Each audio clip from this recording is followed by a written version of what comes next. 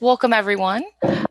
The UF Health Science Center Libraries and the UF College of Medicine would like to welcome you all to our panel honoring LGBTQIA plus health stories. So this panel is a part of the UF College of Medicine Celebration of Diversity Week.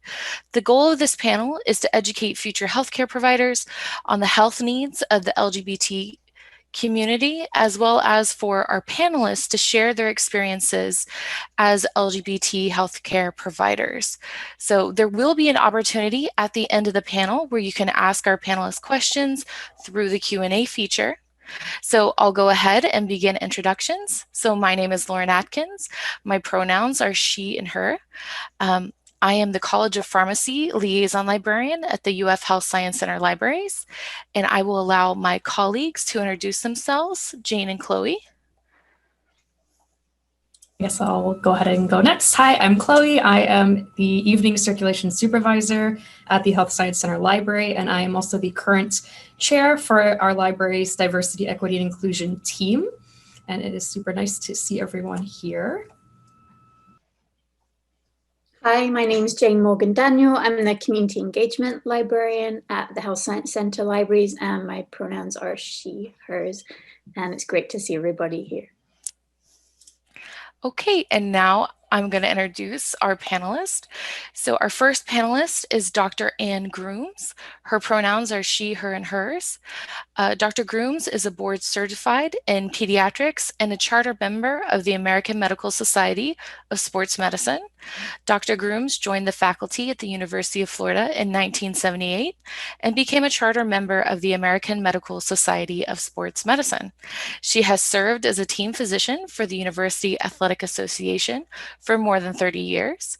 She is currently an assistant professor in the Department of Community Health and Family Medicine at the University of Florida College of Medicine. One of her primary research interest areas is LGBTQIA+ health and transgender care. Dr. Grooms has worked with multiple campus entities to create a trans-friendly environment. She has worked with the pharmacy, the Counseling and Wellness Center, and the Recreation Centers to ensure trans students can be comfortable all over campus. She was at the forefront of a team from the University of Florida Student Healthcare Center that created the guidelines for treatment of transgender students. The University of Florida was Florida's first university to set out guidelines for treating transgender patients.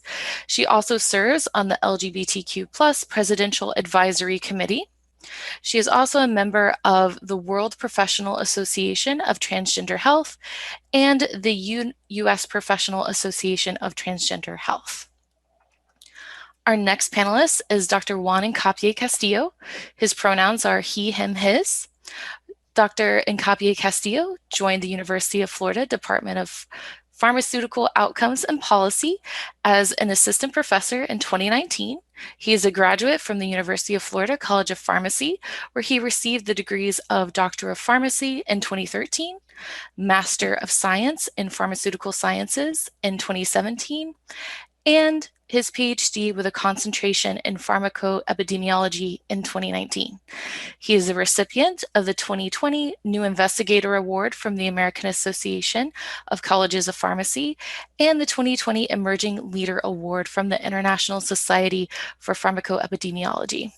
His research interests include the study of drug utilization and safety in the area of pain management, the evaluation of the effects of state and federal laws on patient outcomes, so legal epidemiology, and the assessment of patient safety and quality for inpatient pain management. As a member of the LGBTQIA+ community, Dr. Cafe Castillo is an advocate for promoting and improving LGBT healthcare in his educational and clinical practice. Our next panelist is Dr. Oliver Grunman. His pronouns are he, him, his. Dr. Grunman serves as the director and faculty advisor for the online Master of Science and Graduate Certificate programs in pharmaceutical chemistry and clinical toxicology at the College of Pharmacy. He received a bachelor's degree in pharmacy and his European pharmacist license for the University of Münster, Germany in 2004. In 2007, he obtained his Master of Science degree in forensic toxicology with a minor in statistics and a Doctor of Philosophy in Pharmaceutical Sciences from the University of Florida. In 2014, he obtained a Master of Education in Educational Technology. Dr. Grunman serves on the UF Presidential LGBT Advisory Board and is a member of the College of Pharmacy's Diversity and Inclusion Committee.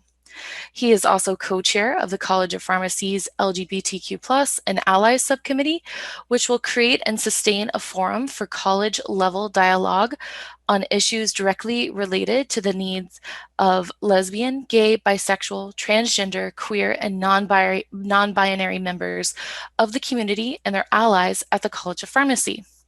Outside of UF, he serves on the Inclusivity, Diversity, and Equity Committee of the American College of Clinical Pharmacology. And our last panelist is Dr. Corey Richardson. His pronouns are he, him, his. Dr. Richardson is a UF graduate. He is currently a CEO and clinical director of integrated care at Greater Hickory Incorporated, which offers medical, behavioral, pharmacy, transitional housing, transportation, and comprehensive toxicology services to multiple counties in North Carolina. Dr. Richardson is one of North Carolina's top subject experts and educators in the field of opioid use disorder treatment and prevention using the integrated care and collective impact models. As a member of the LGBTQIA+ community, coming out in the late 80s at the height of the AIDS epidemic, he has been in recovery from drugs and alcohol himself for over 22 years, and his personal recovery journey guides his clinical practice, company, mission, and educational efforts. So we would like to welcome you all. Thank you so much for being our panelists today. And we're going to go ahead and we are going to start with some questions. So the first question, as a member of the LGBTQ community, what positive or negative healthcare experiences do you feel comfortable sharing?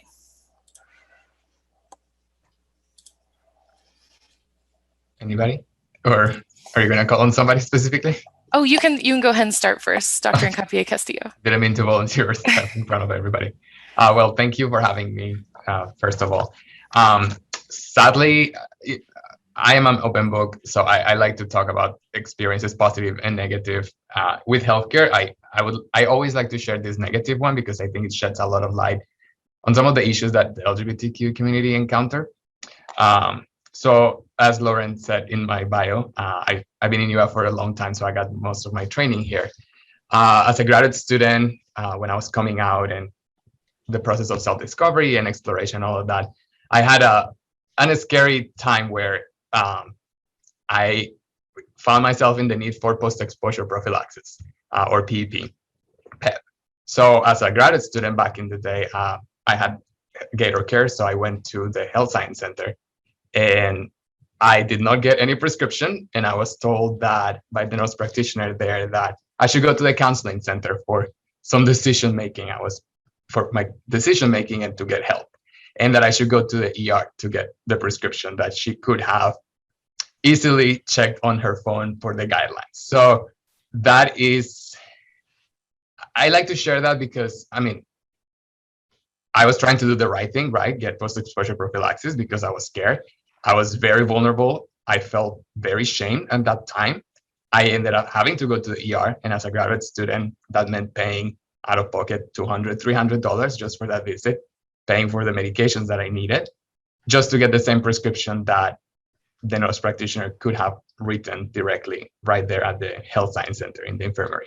So I like to share that because if somebody's coming to you for help, I think shame is never helpful, and especially in that time that is very vulnerable and something that is so easy to look for an answer in your phone. Like everybody has a smartphone now, and if you were not familiar, if the healthcare provider was not familiar with the guidelines, she could have very easily pulled the regimen that I needed and write the prescription, and I didn't have to go all the way to the ER, spend more money, more sharing my story again, being vulnerable again. So that's kind of like a negative experience. Sadly, I haven't had like positive that I said, oh, I felt very reaffirmed in my interactions with physicians. I often encounter that and this is pretty annoying, at the point of like breaking my relationship with the current primary care provider or where I'm going, where every complaint is like, oh, you should get an STD test. And I was like, I have a husband and I'm married, we're monogamous. Like, I'm complaining to you about something completely unrelated. So why should I get an STD test for this?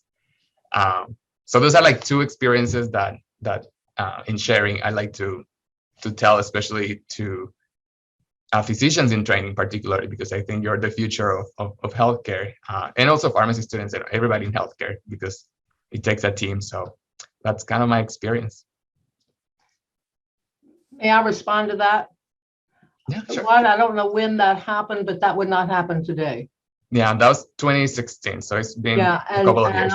I've had people ask me about being sent to the emergency room, and that's absolutely absurd. We all promote PrEP and therapy and provide that, and that just wouldn't happen. And if it did happen, we would want that to be brought to our attention. But there's no one that I'm very glad you brought that up, so we can say that is not. We're very welcoming, we're very considerate, and we try to give everybody whatever help they need. So it doesn't matter who you are, and you're asking for something that's very legitimate, and our pharmacy would have provided that for you, and we would provide coupons and all kinds of help. So I'm sorry. Thank you for saying that. So yeah, so that was 2016, and I'm aware of some changes in the infirmary and the health system. I think I did bring it up to attention, but of course, like the shame at the time, like it's very silencing for a lot of things in healthcare.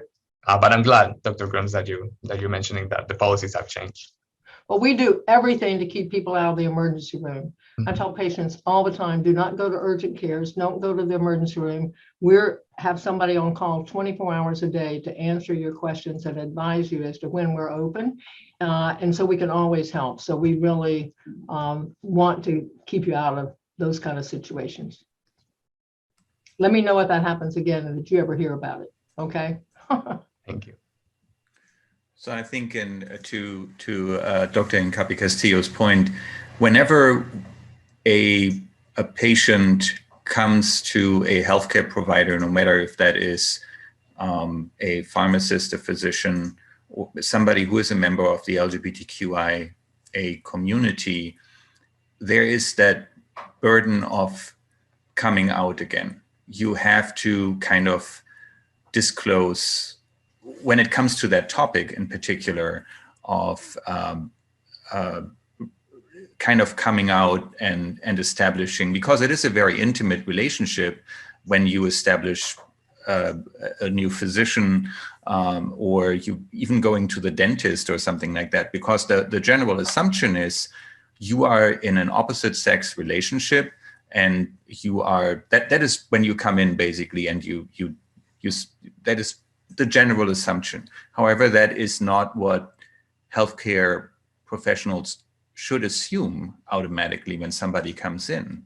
I think when somebody comes in, we should really try to familiarize ourselves first with the patient and keep that open mind. When they talk about a partner, use the same wording that the patient is using, the same language, and then really try to meet them on that level as they talk about their particular situation. I think that speaks to some of the questions that were actually asked just about a few minutes ago. When we as healthcare providers or aspiring healthcare providers make assumptions about a patient, and we are not free of bias, none of us are free of bias. Whenever we encounter a patient, we automatically make we have intrinsic unconscious biases. And that's fine as long as we realize that we have biases. So when I came out, I was just afraid when I realized that I was different from what societal norms were, that I would not have kids. Now I've got 2 kids actually, with my husband together. And my whole life is turned upside down because of that, but that's a good thing. And you have certain conceptions of what society expects of you. So first, overcoming that for yourself and realizing that you have self-worth as a member of society still. That is something that somebody who's cisgendered and attracted to the opposite sex is not facing when they come out to themselves first, realizing their self-worth. Today, it might be a little bit easier, but nonetheless, there is an internal struggle depending on your social environment, how you grow up, how you're being raised, what expectations are externally imposed on you. Often there is not necessarily an obvious expectation, but there might be, your parents have certain expectations, your social environment might have certain expectations that are not that obvious, but that are kind of imposed on you. And you might have had certain expectations about yourself, and now you realize, or you think that you cannot meet these expectations any longer. But as you grow into yourself and you gain self-confidence again, hopefully, you will realize that, for one, that social pressure that you experience is an artificial pressure, and you can create your own life, your own walk of life that doesn't have to conform to these social norms. And the other thing is, if you are finding healthcare providers and healthcare professionals that are reaffirming, that keep that open mind, that meet you as the person that you are, independent of your sexual orientation, your gender expression, your gender identity, your race, there's this whole spectrum of who you are as a person. It's not only your sexual orientation, that's certainly a part of it, but there are many other parts that make you up as the person you are. When we talk about, for example, Dr. Richardson, when we talk about other problems that you are facing, internal struggles when it comes to substance use disorders or that shape us as a person, I think that is something that we as healthcare providers need to be aware of as well. There's so many components, so many factors that make up a person. And we need to step back and really need to take a step back when we encounter a patient the first time and establish that unique relationship with them.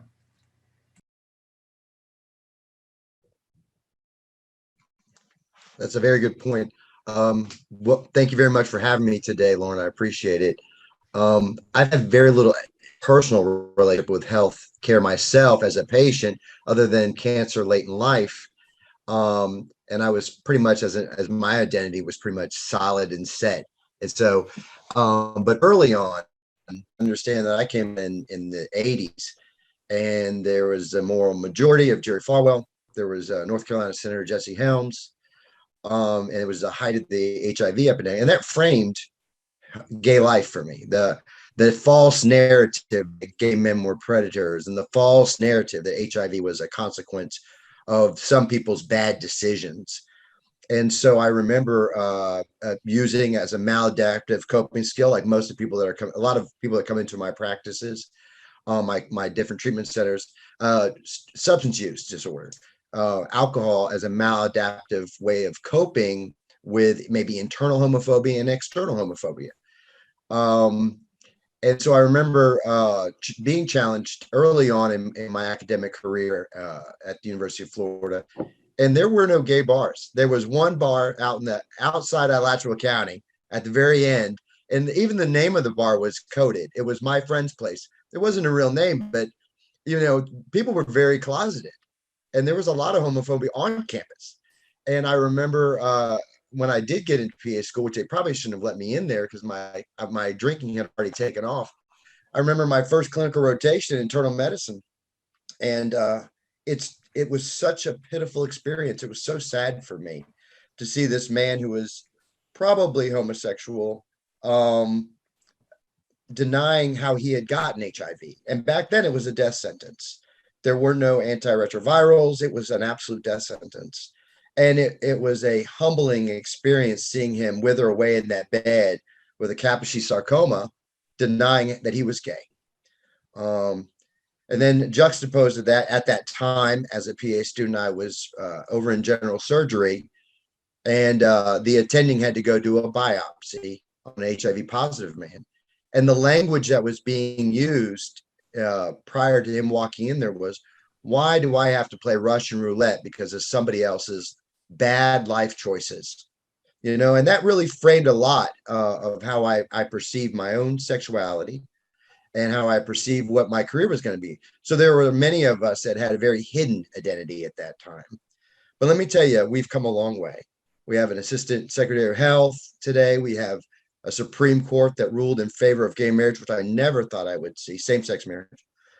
And I have treatment centers, and just myself within last, I think 6 months to a year, a homeless trans male presented with a heroin use disorder, with a appropriate, he wished to, they wished to be called they rather than he, and that was fine. And we have a great treatment team that was able to identify all of these needs that they had, including housing, and create a specific treatment plan for them. And it was amazing. And because of the population, the LGBTQ population, we know there's a higher rate of substance use disorder.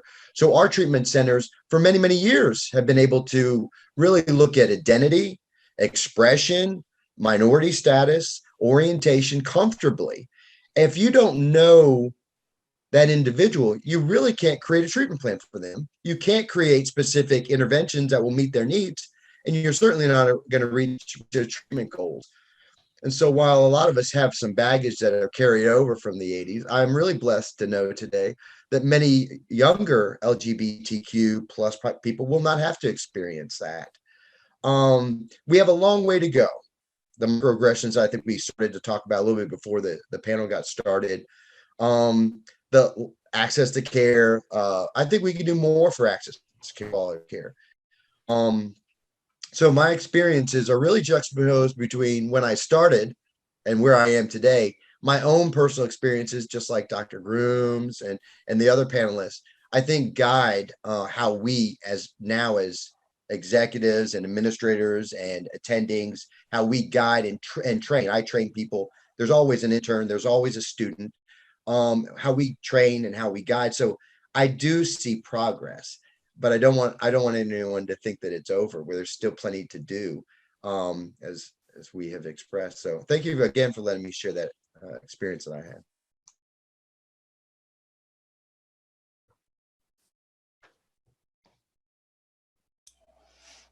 We're happy to have you, and we're going to go on to our next question. And I'll remind all our attendees that there will be an option for Q&A at the very end. So if you have asked a question, we will try to get to it at the very end. Okay, I'll go ahead and ask the next question. And some of the panelists have spoken to this a bit already. So if you'd like to expand upon it, the next question is, how could healthcare providers enhance service provision for those identifying as LGBTQ? And then what issues do you feel should be prioritized moving forward and why?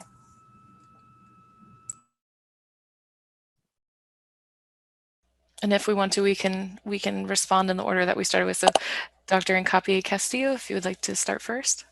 Okay, thank you. I think Dr. Grumman was very spot on when he said, like, we all come into any social interaction with biases, let it be in healthcare, with friends, with our family, at the store. So I think in this socio-political environment where people are like, but what do I say? How do I behave? I'm afraid of getting it wrong. I've been doing a lot of reading and podcasting and listening to interesting people. And one of them is Brené Brown, which I really like what she has to say in her research.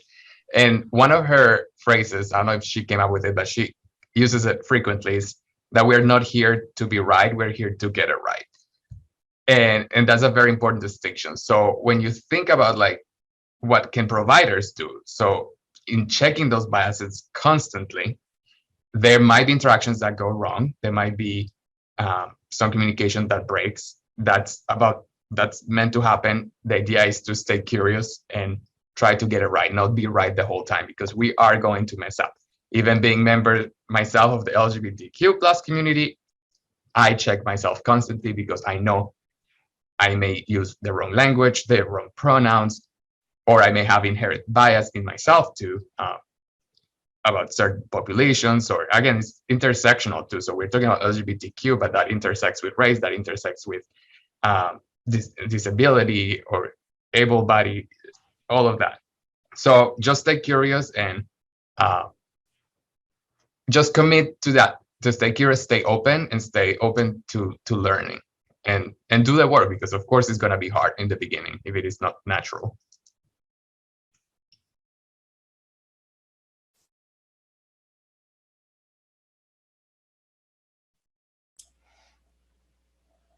Dr. Grunman, if you would like to respond.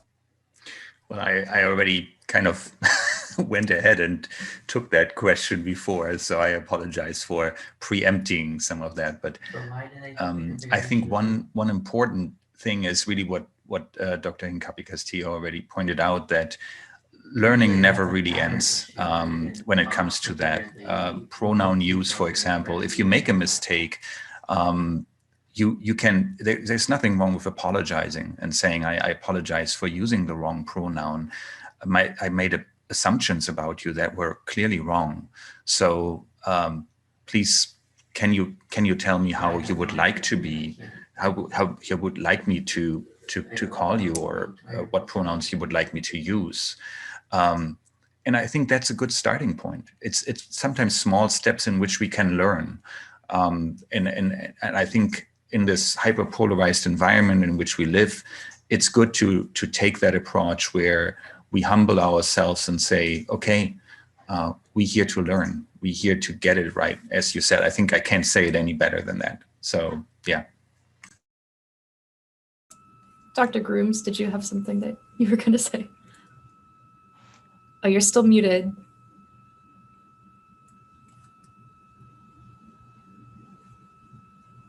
Oh, there we go. Okay. We have tried very, very hard to address all of those concerns and throughout our building, so that patients are handled very with their last name often, and we try as soon as possible. You know, they come in to different. We have different teams in our building just because of the way the building is set. So every team has secretaries, usually the same secretaries, and providers that include nurse practitioners and physician assistants and physicians, as well as health support techs and people. So there's several people they're going to encounter. And we have tried to educate everybody from the first encounter, the secretary on, about the sensitivity that we want to have, and when a person comes for the first time, they try to use the right name, and then they get seen by a health, and that secretary hopefully knows a little bit, because we try to tell patients that if you want trans care, you want to explore, you want to be treated, you want to continue treatment, whatever, indicate that with your appointment, so we can make a note on the appointment about the care that you want. Sometimes people just make personal issue. So telling us a little bit, you don't have to explain anything more than just trans care exploration to the secretary. That helps us ahead of time to know. And as I said, we're trying to be real sensitive to everyone, and so then once the health support tech has seen the person, we get some more information, and then the provider sees the patient. And we try very hard from the get-go to ask, what is your chosen name? What is your chosen pronoun? And Epic, our electronic record system, now allows us to put in preferred names so that everybody sees that preferred name, and they also see gender, your legal name and your legal gender. So we ask patients all the time, do you want to be called this from the lobby? Do you want to be out to everybody from the lobby? Or do you want to be called your legal name? And we try to get that on the first visit, so that we then educate everybody else, so that, and you're seeing the same provider all the time. So, or the same team of folks. So everybody becomes sensitive and familiar with the patient. So that, I think, is so important that we address and not in any way out somebody because using the wrong name or pronoun. And we've taken that to the pharmacy, and I know Oliver and I've talked about this, to the pharmacy, so that they try to use the last name and just say student Myers or student Grunman or something, rather than saying Mr. or Mrs. until they get to know them, and then they may use the first name. But we have a very small pharmacy, so it's very hard to be real quiet and private. So we're really trying hard to be sensitive to all those issues. And I think it's really important. And there is no one that should in any way feel discriminated against. So does that cover that question? Certainly. And yes. I like it when patients, sometimes I have a patient, a trans female couple that are married, and they are both trans females, and they're married. And one of the persons I saw long before the spouse, and the spouse is not a patient of mine, but the original patient is, and I started the medication. And that person has been very sensitive and very open to telling me if something is not right. For example, called the spouse the wrong pronoun. And again, it goes back to assumptions. We don't want to assume anything, and we want to explore how to get it right. Thank you. And Dr. Richardson, did you want to add anything to that one? Yeah, I like the idea of no assumptions. So if you're sensitively and effectively eliciting this information at the assessment, and you don't want to you do it each and every time with each and every patient. It has two points. One, you destigmatize a lot of this, which is good for our community as a population health issue. But two, you really do engender a non-judgmental confidence in eliciting and talking about these. One of the things I was very difficult as a student at the University of Florida was asking sexual questions. The first time you ever do it to somebody who's 65 years old, it's a little bit intimidating. But if you did it enough times, then it doesn't mean much at all. And I think that we need to do it each and every time and never assume you understand what somebody's identity is. We also have to do this with family members, as Dr. Rooms mentioned, but also staff. You know, we shouldn't pull all the stops for patients and then disregard the sense of our peers. And it does make for a better healthcare team. And so that was some very interesting ideas there. But somebody has mentioned this before, and I think it's true. It's not a monolithic group. Just because all of a sudden someone identifies with a certain orientation, don't assume that you know what they want when it comes to marriage or children, and or any other type of trait, because it's not a monolithic group, and it's very disrespectful. And you're not going to have a clear idea of the person's identity, and you're not going to be able to create an appropriate treatment plan or offer specific interventions, and you won't reach your treatment goal, and they may not come back. And that's the whole lack of access to care. They don't have access to care because they're not being treated as an individual.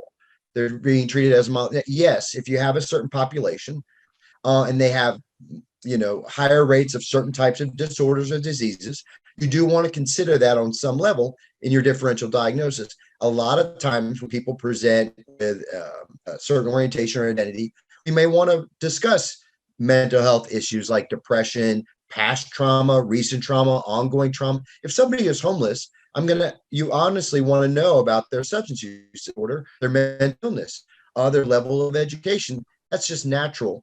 And you can do it in a respectful fashion without having to assume anything. Beyond that, I do think that we have a lot of work to do with creating respect, engendering resiliency in this population.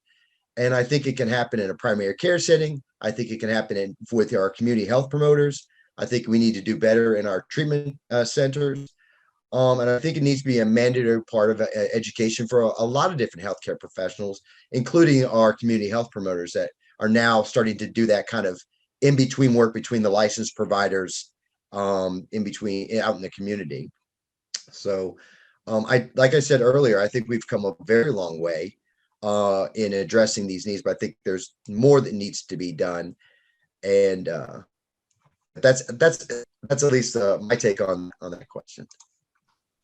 I want to make one comment. Some people have talked about having a special clinic, like a transgender clinic or something like that. And I'm very much against that because they're people, so I don't want people going to a special clinic. We do have a women's clinic because it makes it nice for primary care people just dealing with that, but they actually handle our trans patients also, and that's the only quote clinic, or we have a sports medicine clinic. But I don't want to have a transgender clinic. They're people just like everybody else, and we handle them like every other student. Maybe in those large metropolitan areas where you have a larger population, that might be an amazing fit. And most of my treatment centers are in rural areas where you may occasionally have somebody who is non-gender conforming or somebody who occasionally is transgender. And so the idea is to make sure that your model of care can still address their needs. And we have a real recovery model of care that is a non-judgmental approach, meeting people exactly where they are.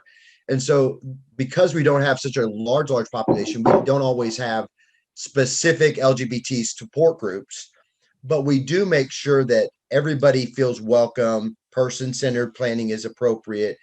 And because we can't always have these, I think they are great though. I will concur with that. They're just not always possible because of the population that we serve.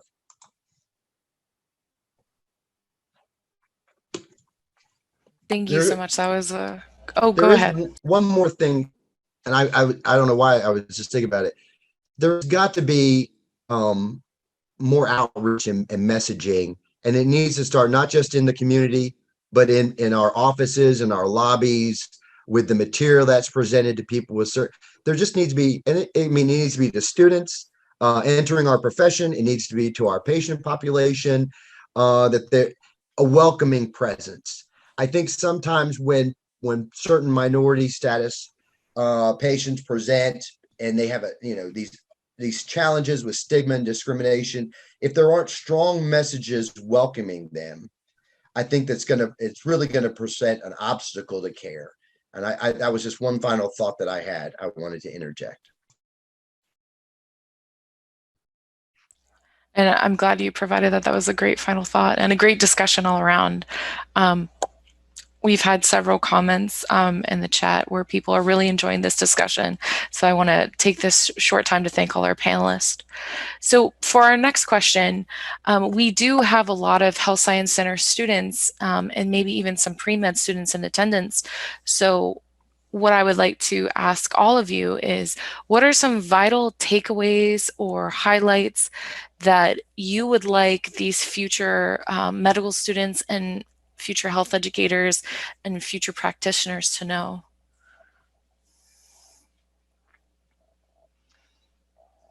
Go ahead, Dr. Richardson. Were you about to say?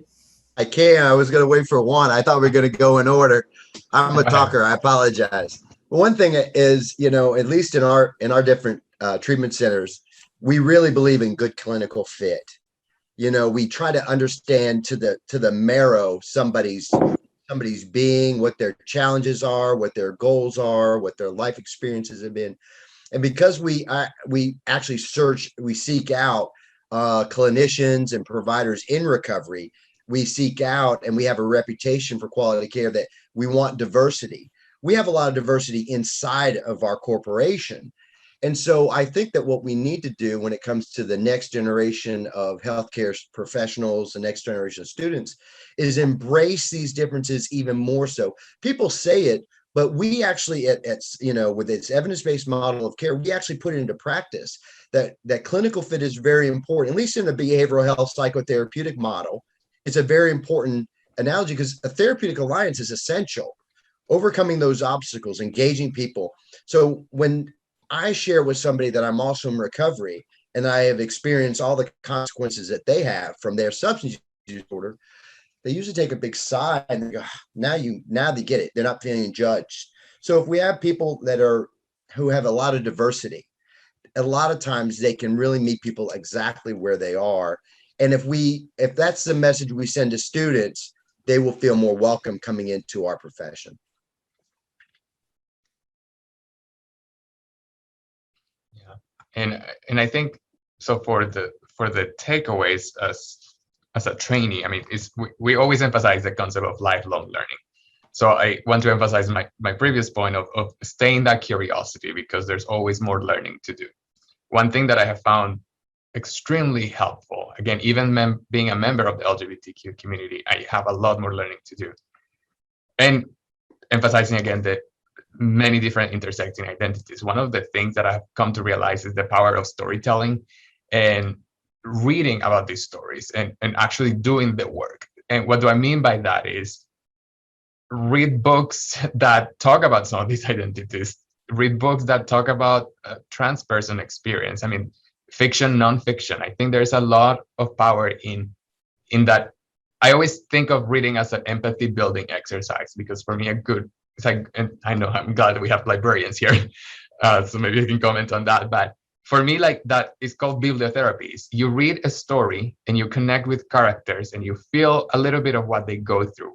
For example, a book that I read that really opened my eyes to the issues of intersexuality was Middlesex by Eugenides. It's a Pulitzer Prize novel, amazing writing, amazing story, because it is that, like, humans are just walking stories, and in healthcare we tend to do a lot of, I mean, it's grayscale, not black and white, but it is very textbook, and humans are not textbook, and every interaction should be individualized. So by you engaging in learning about those stories and learning about what some people journeys are and some experiences that they have to go through, I think that helps you personally realize what you can do to be better in certain circumstances.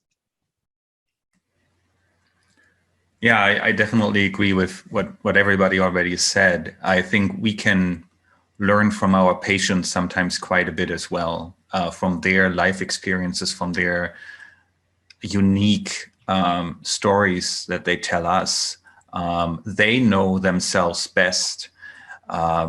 They know their bodies, their emotions best, and what they feel is true. No matter if it is sometimes real or just a perceived experience, but it is what they feel. And I think that is something that we need to realize sometimes a little bit more, maybe. I also feel no matter if I had the experience or not, I can always try to empathize with it, what Dr. Cafe Castillo already said. And for example, when it comes to, I'm teaching an honors course on addiction, because that is kind of what I'm interested in as a research topic. So I've not gone through that process myself, but especially as we put a lot of stigma on addiction and have a lot of assumptions of the others being the addict and they just need to take control of themselves and get it together. We also use books in that course, in the honors course. Beautiful Boy, for example, Nick Sheff, you might have heard of that one, and another one is Methland. So I think reading exactly, or for the younger generation, maybe we tend to consume it via Netflix movies or something like that. Even that is a good experience sometimes, or a podcast. But just trying to expose yourself to the stories of others who have actually lived it or who are living it is very helpful. And that, I think, is we have a generational difference in terms of what we see for the next generation of healthcare professionals and those who are a little bit more open-minded, I hope, at least, that they keep an open mind for really providing care to everybody, independent of their background, of their race or ethnicity or their sexual orientation. And if you have that curiosity and keep an open mind, I think that is a very important step. And if you stay open to educating yourself and informing yourself through the lens of your patients, then you've done a very important step in keeping the lifelong learning. As far as medical students and residents are concerned, there's not enough time to teach everyone how to be a surgeon, how to be an anesthesiologist, how to be a family medicine or an internist. So you get a very good broad background, and you develop an interest in something, and that takes you on to further training. Medical students and residents can rotate with those of us who are seeing transgender patients. And I've had some residents rotate with me and sit in, and I always give the patient the question, is it okay? Well, most of them are very happy to share because they recognize there are not enough people taking care of transgender patients. So that's an opportunity for medicine students and for residents to take any opportunity they have to shadow, be with people who are providing. But just as I said, you don't learn to be a surgeon without following that route. If you are interested, and you should be, if you're a family medicine, if you're a pediatrician, if you're a primary care person, you should get yourself educated about how to take care of transgender patients. It's a whole lot easier than taking care of a diabetic.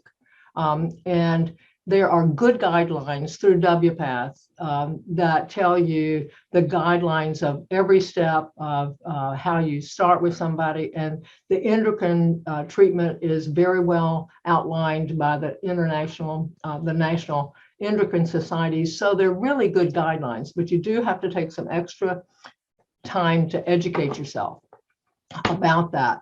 But it is not difficult. And is a really rewarding type of practice. So, and you can blend that with your primary care. It takes more time, but it's very, very important and easy to do.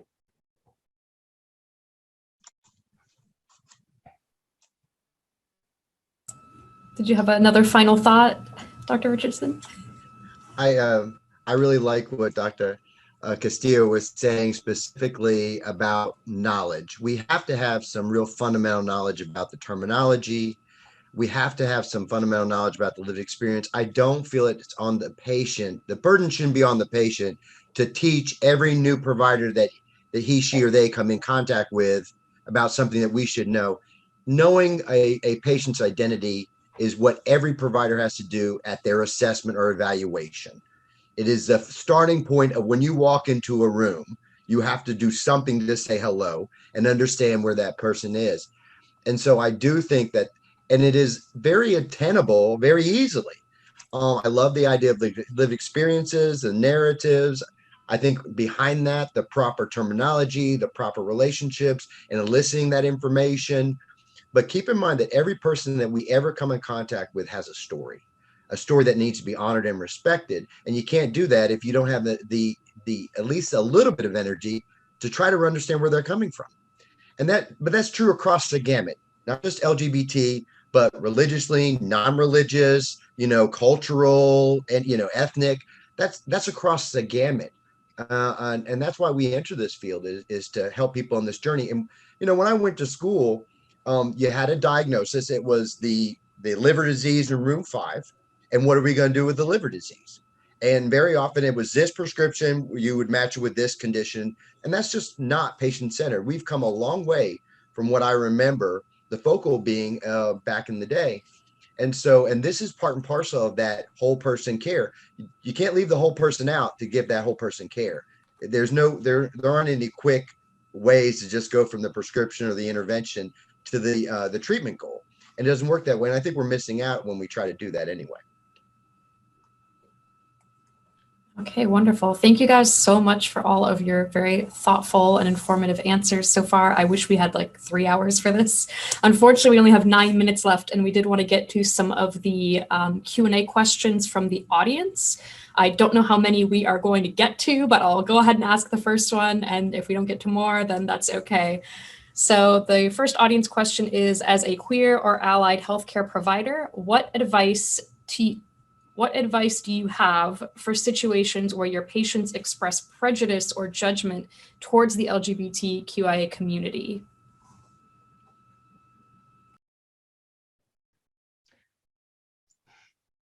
Well, I think that you address it in a similar way that you might with religion or race or something, trying to be, you're not going to, it's not your responsibility to do anything except help people to be considerate, and try to share whatever sounds non-judgmental and non-critical. Because if somebody is telling you, it's like right now, my concern is about our politicians and how poorly educated they are, and how biased they are. And so you can do some, you have people that like Trump and people who don't like Trump, and it's not, you have to learn a way to react to that without trying to convince them or offend them. I do think that silence sometimes does foster ongoing ignorance, stigma, and discrimination. I feel like coming out as a recovering alcoholic addict was similar as coming out as same-sex oriented or gay. And so when we do experience this, I think we have to be ethical and moral as we practice. And I think we have to, like you say, I'm not going to throw every patient out of my program because they don't agree with something. But I do think that we have to protect those people inside of our program.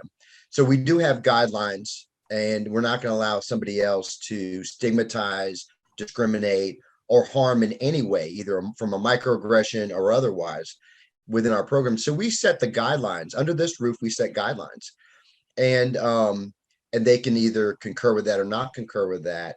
As somebody who maybe doesn't, and I'm in the Bible Belt.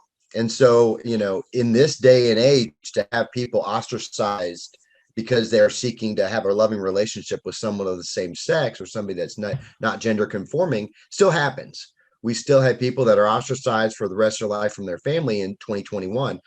And so I understand that there's that as well. But being quiet, I think, would continue to foster ignorance, allow stigma and discrimination to continue. And so I'm very honored to be able to set guidelines like that throughout our programs that deliver quality care. They're not going to be stigmatized, and there will be no discrimination here. So that's one of the things I look at.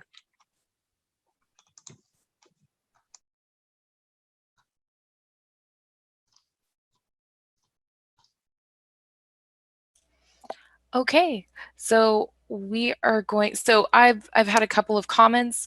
One is from Dean Colleen Koch. Dean Koch just wanted to thank everyone on this panel.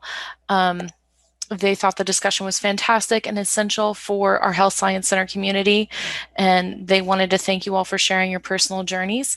We do have a question from Dr. Donna Parker. Would you recommend that all learners and trainees, as well as physicians, take the IAT regarding LGBTQ?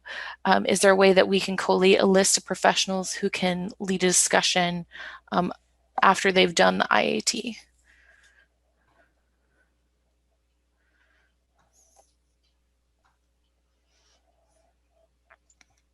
Can you please tell me what IAT stands for? Yes, I'm going to allow Dr. Donna Parker to talk.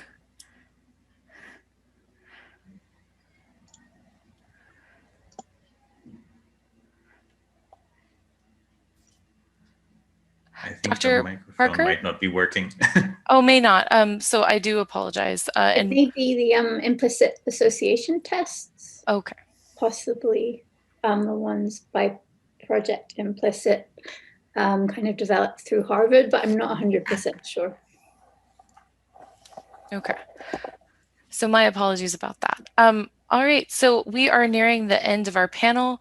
I know that we don't have a lot of time left, so I just wanted to thank this opportunity to thank our panelists so much for coming and sharing your personal stories and giving advice to these students. In my opinion, I think that personal stories are powerful and they're extremely impactful.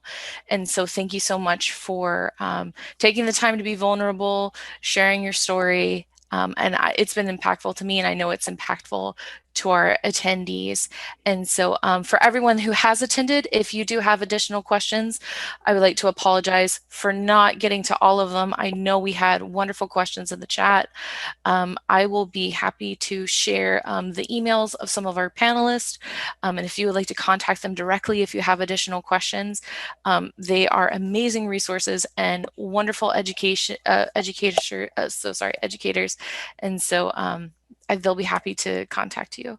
So thank you all. Thank you so much, Dr. Cafe Castillo. Thank you so much, Dr. Grunman. Thank you so much, Dr. Richardson. And thank you so much, Dr. Grooms. And thank all of our attendees for taking time out of your day to come to this wonderful talk. And if you have a chance, please attend the other events for the College of Medicine's Diversity Week. And I hope you all have a lovely day. Thank you very much, Lauren. Have a good day, everyone. Thanks, other panelists. I appreciate it. Thank you so much, everyone. Bye-bye.